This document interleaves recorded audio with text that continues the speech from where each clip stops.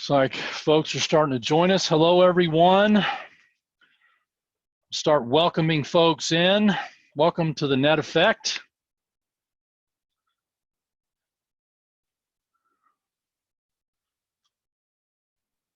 It's good to see folks logging in. Nice.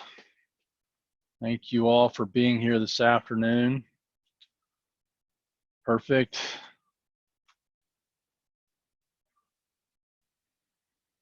Good. Looks like everybody's getting on. That's good. So welcome, welcome. So glad to have you. I'm here with our special guest, Scot Walker. So glad to have you. He's en route to Arizona. So we appreciate you taking time out of your busy day to join us here. This is the first live remote, right? Right, that's right.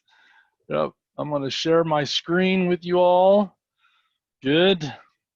So as we're getting started here, I'd really appreciate if you pull up your Q&A. We're not going to be using chat.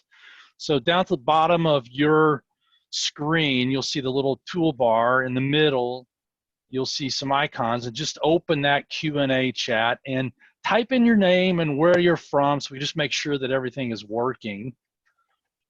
Appreciate you doing that.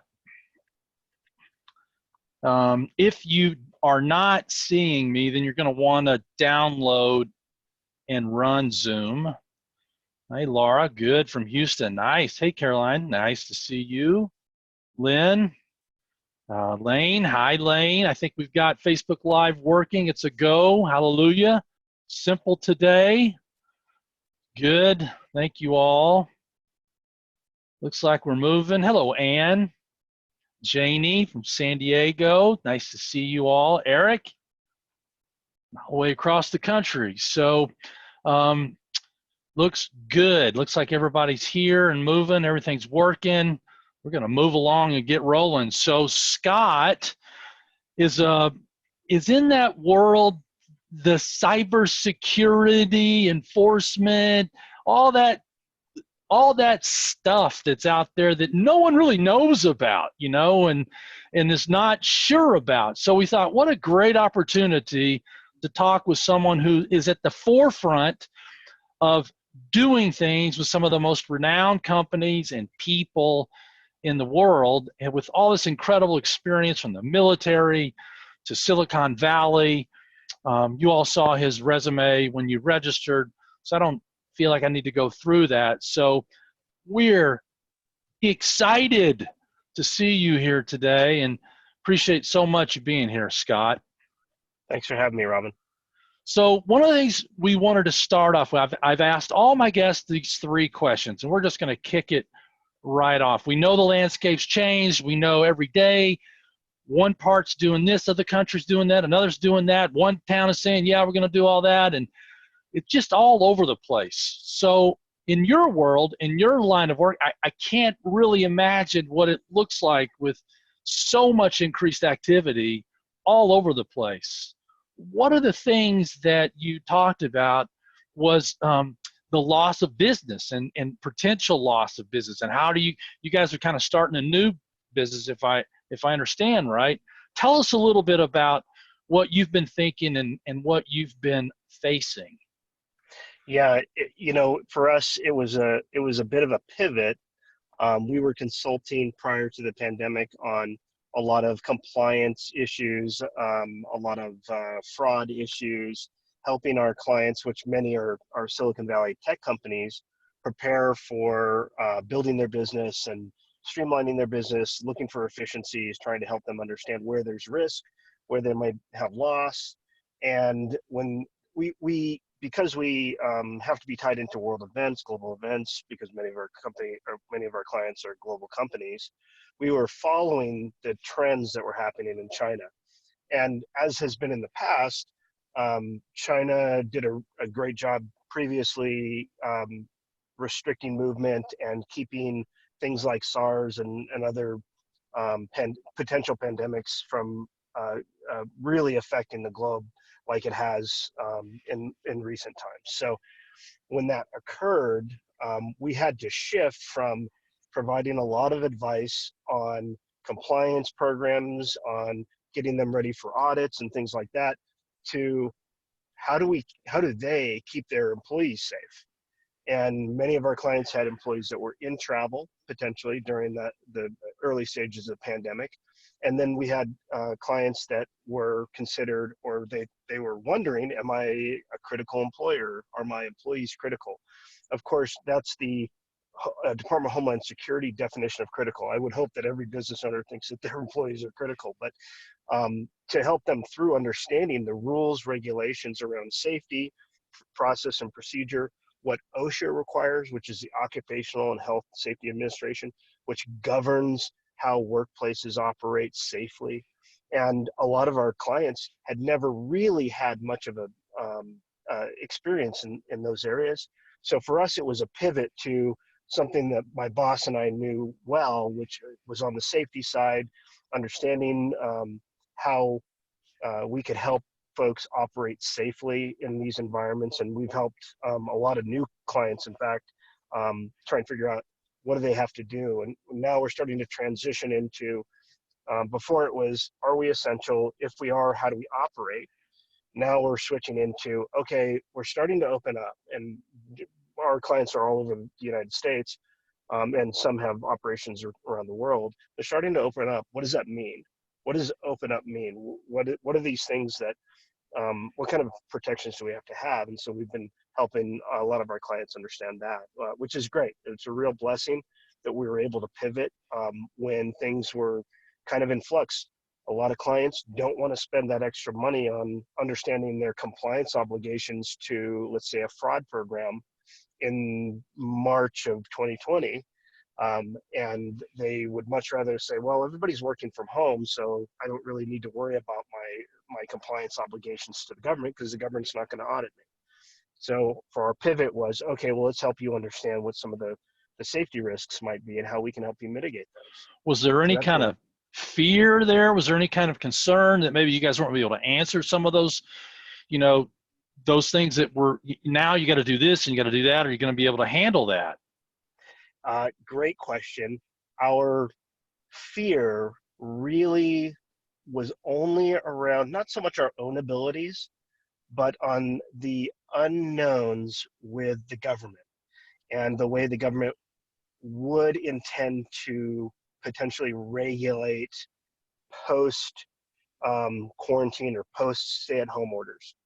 And so what I mean by that is we knew our subject very well. We know safety. We knew where to go for the compliance obligations. We knew how to train employees, how to equip employees, how to get them ready for these new challenges. The hardest part was the government wasn't in the early stages, wasn't really giving a lot of explanation or support to business owners who were trying to figure out, am I essential? Because if you read the essential language, it's very broad. So that was our biggest concern. We don't want to put our clients into a bad position to make a decision and then have that backfire on them months down the road when they potentially put millions of dollars at risk. So that was our big concern. Well, it sounds like you've been able to meet that and have kind of pushing forward through some of these things. How are you staying motivated? I mean, how do you wake up every day and read the newspaper and see, there's all these different things happen. And my gosh, if all these companies are laying off employees and they're furloughing people, are they going to be in business? Where are they going to be in 3 months from now? How are they going to operate? So how have you been thinking about that? Yeah, and that's the hardest part is what motivates me every day is how can I make somebody else's life better? Thing one. And then thing two is, can I make things better for the future, in that there are people even in my family that are affected by reductions in force and the belief of the end of employment or a temporary freeze of employment. And the things that motivate me is, how can I make it better now, right now? And then how can I impact them positively for the future by making them what I term as resilient? I want to make people resilient. And prior to the pandemic, I had been talking with a lot of people about resilience. And now, we look for the silver lining and when there's a black cloud, and this is more than a black cloud for sure, but I look for the opportunity to go, okay, what can we learn from this and how can we be better in the future? And I was talking about this years ago with people being resilient, being diverse, diversifying your background, being flexible, not being lethargic, always moving forward, always learning. And then, we have now the opportunity to show that and to demonstrate that. So how do you start thinking about being flexible? How do you start, what are some of the things you can do to be resilient, to be in that space where maybe you might feel like that's not in your wheelhouse, or maybe it's outside of what your comfort zone is? How do you break through that barrier that we often put in front of ourselves that limits us, mentally from making that next step, having the courage to go, okay, here's some things to think about her. Or someone says, well, have you thought about this? I think that there's a lot of lessons to be learned in failure. And I love, listening to history and studying history and trying to understand that. And I look at examples like Walt Disney, who had failed pretty significantly before he had a great success. And so one of the things in studying history and understanding history is that my mom always said that mortal mind repeats itself, right? And because it's not creative. And so we as ideas of God are, and we can be, and we can reinvent. And there's absolutely nothing wrong. And in 2020, we have the necessary tools to learn more than we ever had before. In Mrs. Eddy's day, to travel and meet people and talk with them, she'd have to board a train and ride potentially the train for weeks if she was going to ride to the West Coast, right? But here we are today, you and I and all of our friends are now on a learning journey for the next hour. And that's the thing I think we have to be mindful of, is that there's a lot of barriers that have been removed because of technology, and to not fear it, to embrace it. This is the gift that we're being given, is to go and prove that we can do it, and we will do it. And sometimes it takes baby steps, and sometimes it takes failure. But I'll tell you, don't let anybody tell you that failure is a bad thing. I got a lot of bad grades in high school and in junior high. And what I learned from that was to be resilient and to keep trying. I tell both my children, it's okay if you fail a class in college, but guess what? You're going to take that class again next semester, and you're probably going to do way better in it. So thing one is, it's okay to fail. But if you're not out there trying or learning, you're not going to be failing. And therefore, you're not going to be learning. So you got to get out there, and you just have to try. Well, who are some of the people that you should be talking to? I mean, what kind of folks are you talking to? And is it a good thing to talk to people and make that intentional in your weekly duties, your weekly tasks that you have on your list? Yeah. What will be a thread throughout our conversation, Robin, definitely is mentorship. Can't say enough, no matter how young or how old or how senior you are, mentorship is really important. Mentoring from people who are above you potentially, and mentoring from people who are below you. And that's kind of a new concept, of going to people who are more junior to you and getting mentorship from them. But we can learn so much from those people, because they have different perspectives, they have different experiences. And as long as they want to share them, we should be listening. And that's the most important thing about having a conversation, is that we listen more than we speak. And if you're listening, you can learn. And so that's always my starting place, is I go look for hey, who could I talk to find out about this issue? The way I learn is through talking with people, listening to them, and I'm a big fan of LinkedIn, because before LinkedIn, you'd have to go find somebody's resume online, and even before that, you would just have to know somebody who knew somebody who knew somebody. Maybe there was an association through your church, maybe there's an association through your school, but it was really hard. Now you can, if you're interested in something, you go to LinkedIn and you just type that in the search bar, and you can find all these people that are qualified in that area. And I look at their resumes like a roadmap. Okay, they came out of school at what date, what time, and they went to this, and then they went to that, and then they did this, and then they pivoted here. Oh, interesting. What was going on in the world in 2008 that made them get out of the financial institution that they were working for, right? Right. So I look at it like that and try to study that.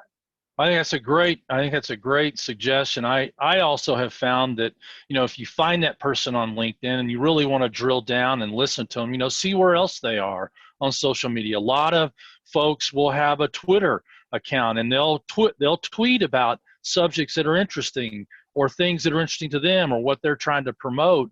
And so you pick up some little tidbits, you just learn. It becomes that world of investigation like you're so good at, obviously, but the rest of us are not quite as good. So you have to kind of look at some of these tools and on Facebook and as well as Instagram. So using social media and all the different platforms as a tool to educate, to help learn about who it is you're talking to, because some people on LinkedIn, frankly, some of their profiles aren't great. Some are really good, some are really not. So you have to do a little bit more. Don't be discouraged, right? Until go through kind of the list, because there's an awful lot out there that can help you if you're interested in making a contact with someone, right? That's it. And you may send out 100 contacts to want to have an actual conversation with somebody on LinkedIn, and maybe 2 or 3 people will get back to you, but cherish those 2 or 3 people. There are good mentors out there, and then there are people that are just on LinkedIn because they're looking for their next job. That's okay. That's their thing. Maybe they don't want to talk to you. Maybe it's a bad time this time in their life. Maybe it'll be better in a year for them to talk with you. You just don't know. You never know. We're creating these networks that are so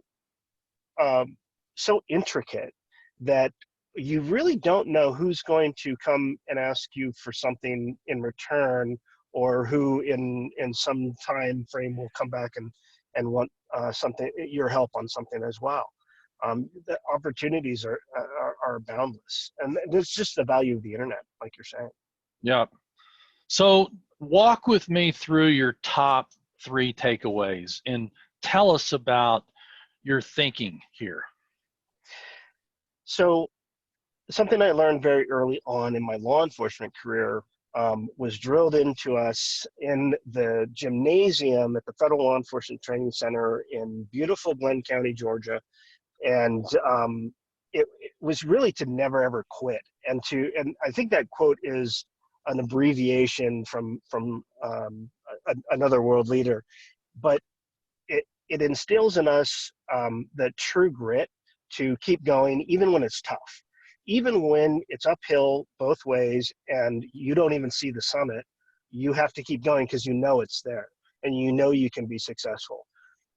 But also I learned there was that teamwork matters. And putting a good team around you is really important.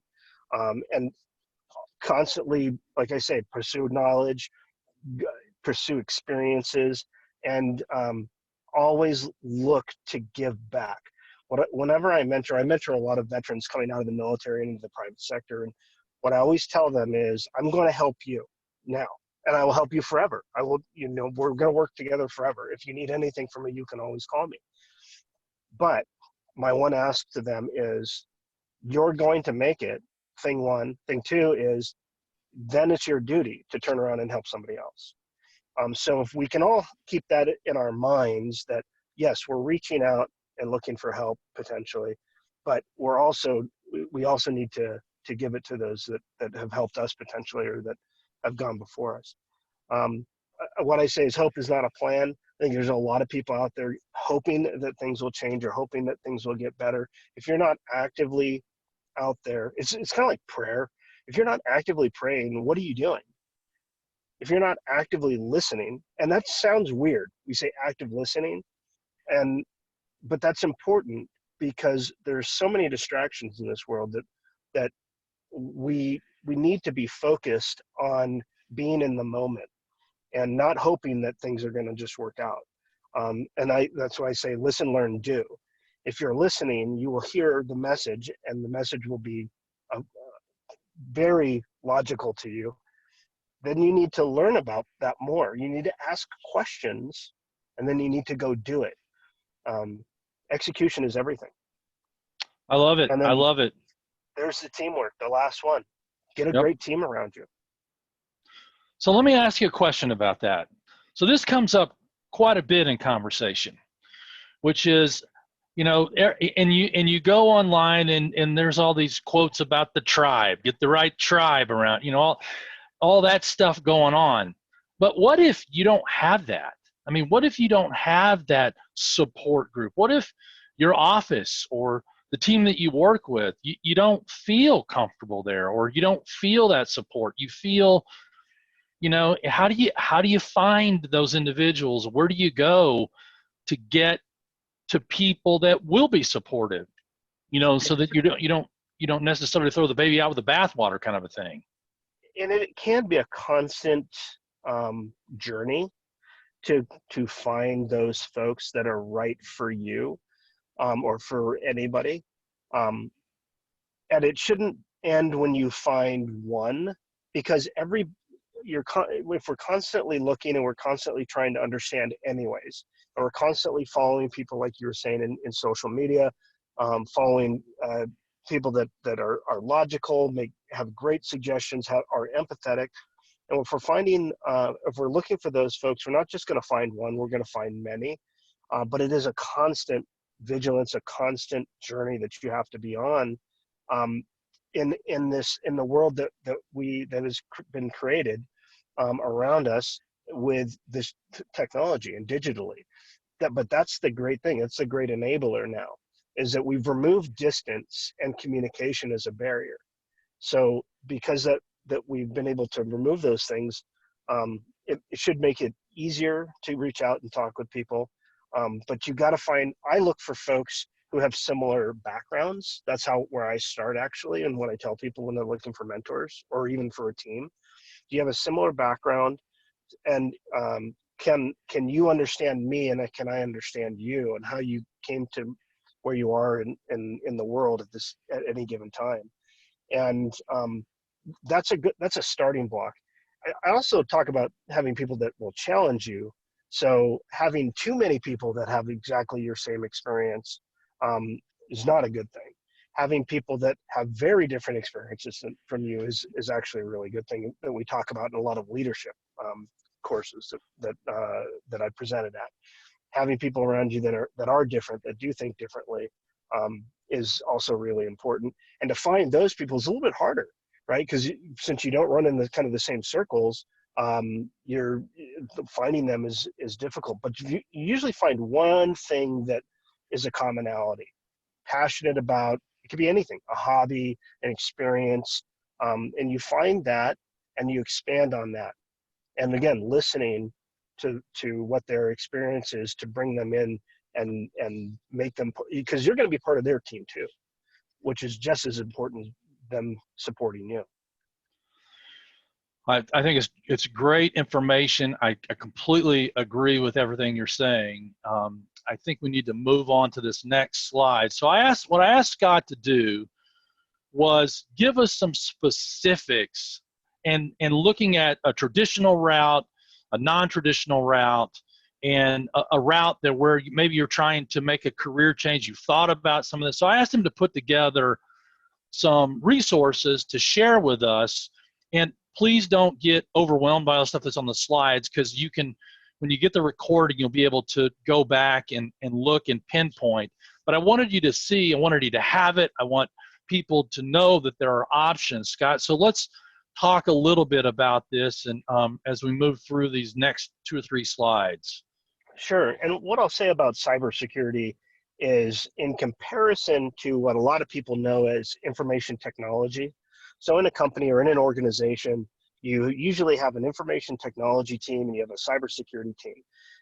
Think about the information technology team as the folks that are maintaining the internet, maintaining technology devices, maintaining the infrastructure that allows the business or the organization to do whatever it is that they do. The cybersecurity team is kind of like the highway patrol. They're going to be making sure the correct users are using the tools in the right way, and they're going to make sure the bad guys aren't getting in to the protected areas and siphoning off data or trying to do bad things.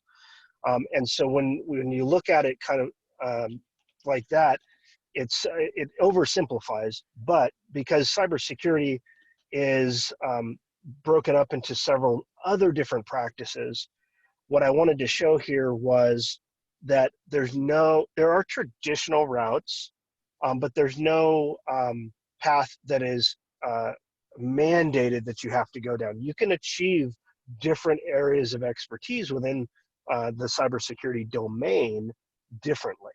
So if you're, yeah. So let me just interrupt real quick. So Chris Helms just asked a quick question. I think it's relevant as we go through these slides. Love you, Chris. Thanks for that question.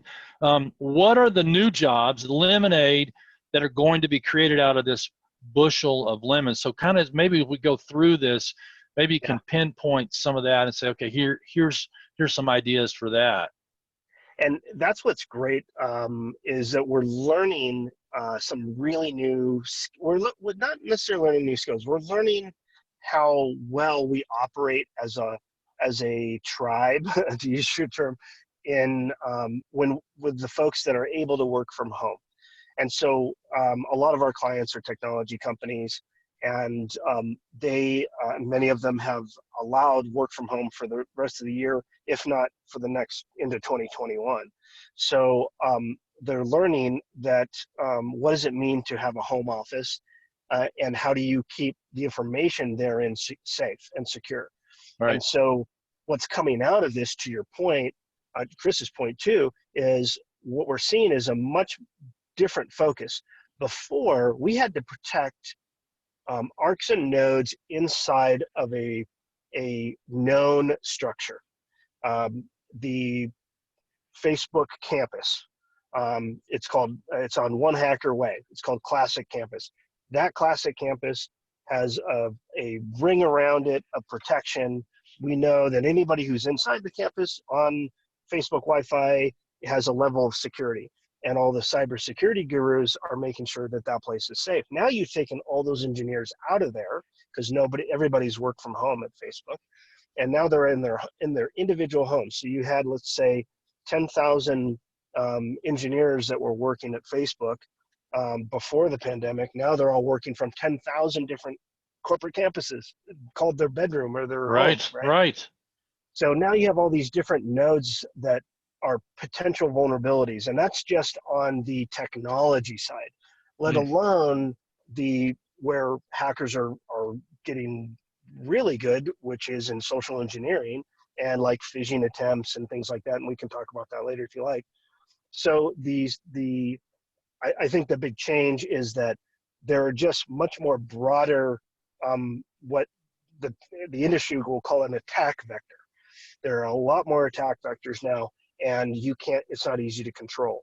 If I can keep everybody inside the fort, easy to protect. That's why we built castles and forts back in the olden days, right? Now, everybody's home needs to be a fort. Well, how do I fortify them? How do I educate them, train them, and equip them to operate safely in a cyber environment? That's a big challenge. And that's the opportunity too, by the way. Yeah. So with some of these certifications and courses that you've listed here, are they addressing these things? Are they offering the kind of information, the kind of certifications, the education that you need in order to find your way in that world?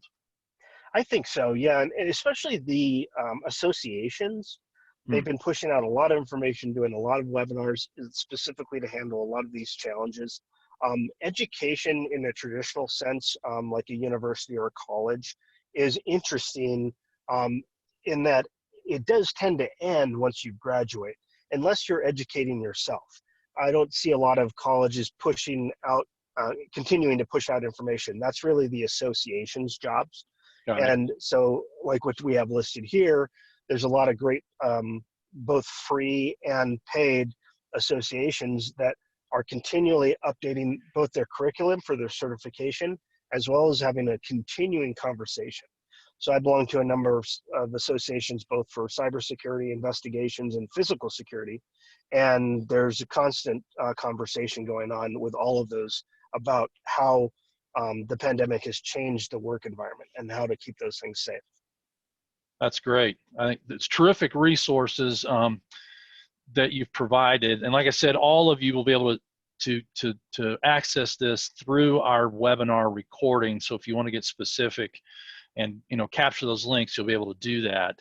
I think we need to move on to our final Q&A, and we've got a list of really, really good questions. And I thought it'd be interesting. I'm going to kind of jump through and around differently. And one that stuck out, if you were to go back in time, now knowing what you know and seeing all the things, what would you do differently as it relates to preparing for this journey and this career path that you're on? Sure.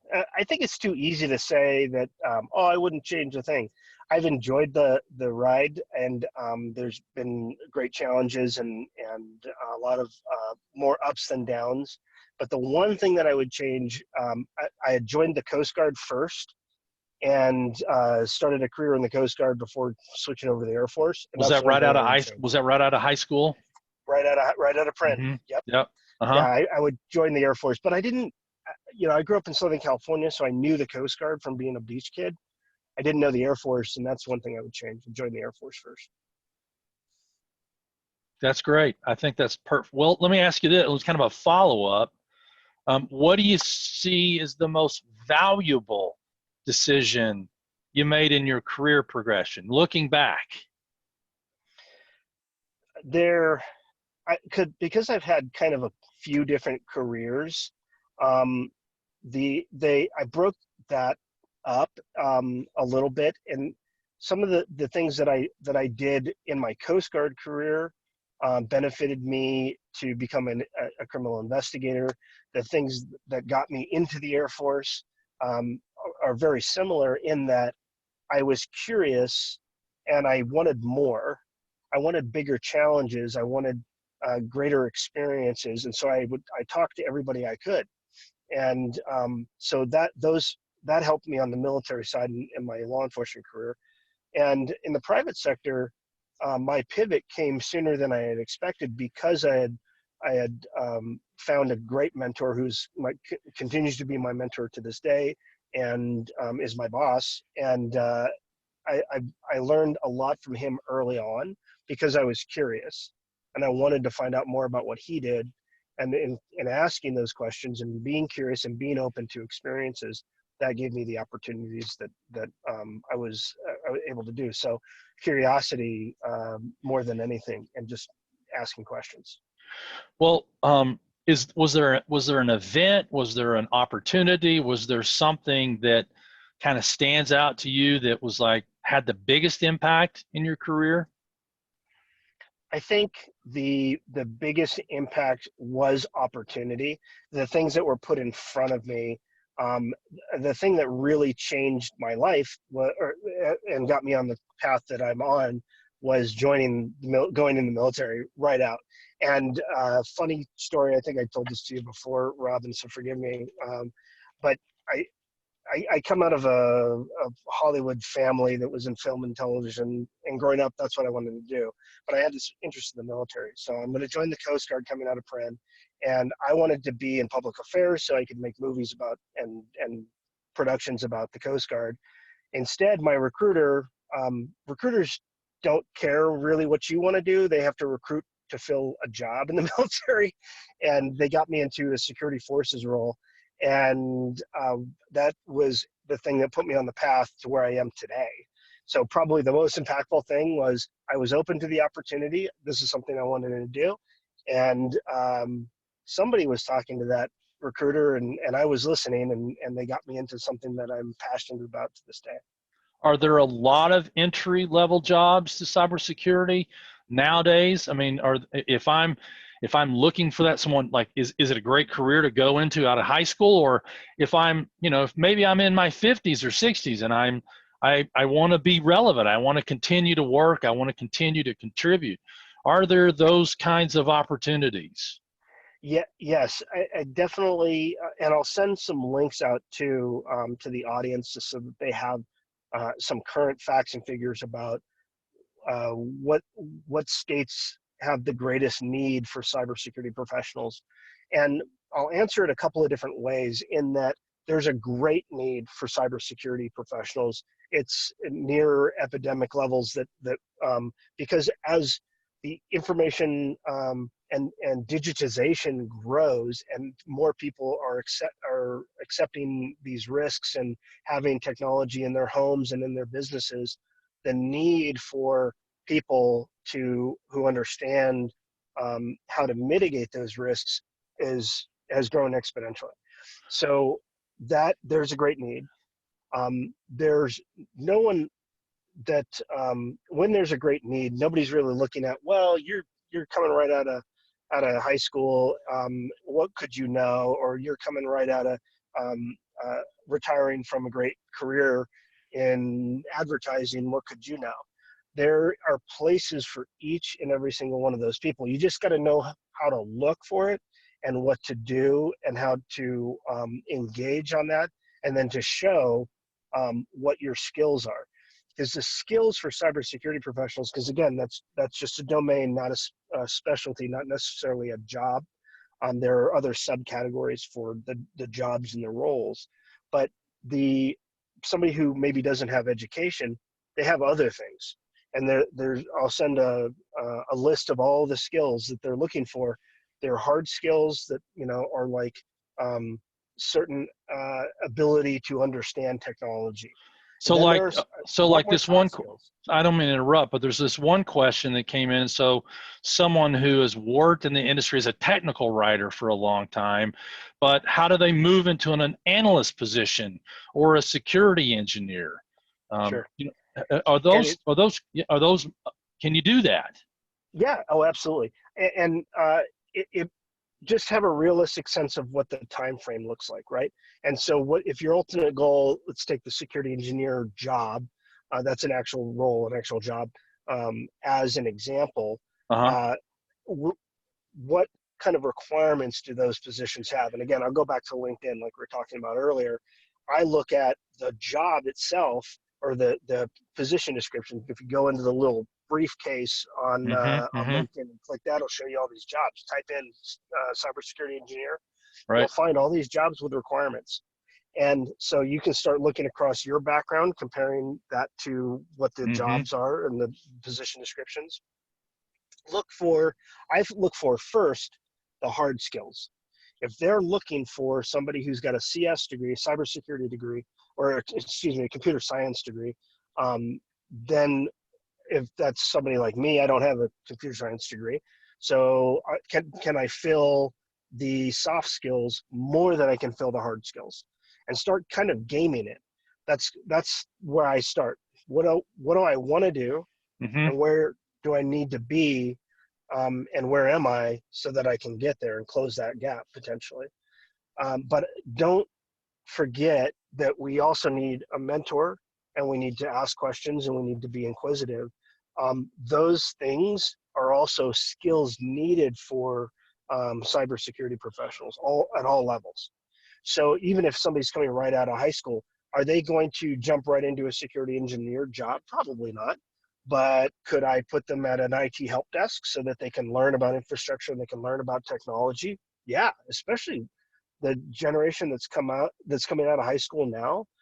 They have light years more knowledge about both cybersecurity and technology than we ever did. So, which is great, and that's what we want. We want people who are comfortable on Facebook, and they're comfortable using Zoom, and they're comfortable doing all using technology. They can go from a Mac to a Windows computer like nothing, right? That's what we want. We don't want people who are challenged by technology. With that said, it doesn't mean that folks who are more senior and maybe have had a career that's not technical or not technology based can't learn about it. They absolutely can. Anybody can learn anything. That's always what I believe. And so the needs are out there. Not enough people are coming out of school and going into cybersecurity.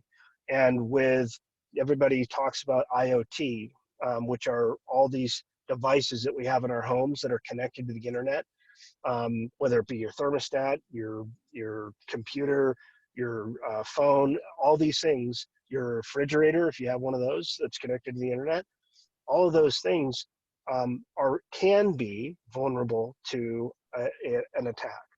So we need people who understand cybersecurity at all levels, not just to be the ones that are coding and doing ones and zeros and building applications that will monitor networks, but also people who are teachers and who can teach employees about, hey, this is how you can be safe online.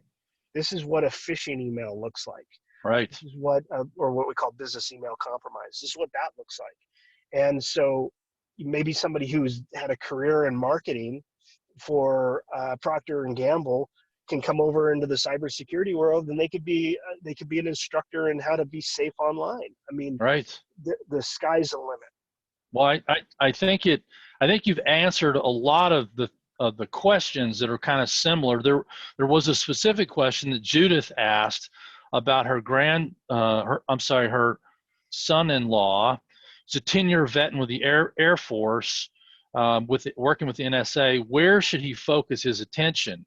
And I think that certainly I would recommend, Judith, that you connect with our dear friend Scott, since he's an ABF career ally and certainly willing to have a discussion about some of those things. But you may have something else to offer there, Scott.